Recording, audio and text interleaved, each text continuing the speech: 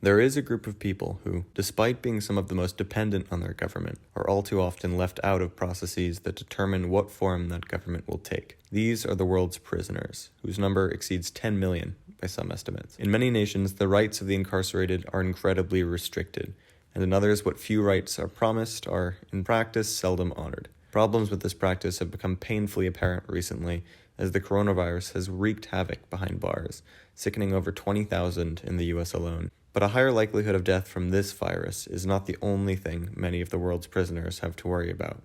Torture, sexual and physical abuse, slave labor, overstaying of sentences, and the long-term imprisonment of people, often presumed innocent, merely waiting for their trial to be held.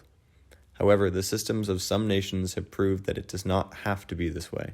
Switzerland, perhaps the brightest glimmer of hope for the international prison community, promises its prisoners reduced sentences, the ability to hold authority positions within the prison, the right to see a lawyer anytime they please, appeal their case at any point. It also protects their reputation once they re-enter the outside. It has abolished short-term sentences, offering instead community service requirements and fines, and has managed to balance a small prison population of only 7,000 or so, and one of the lowest crime rates in the world. It is not hard to see the secret here.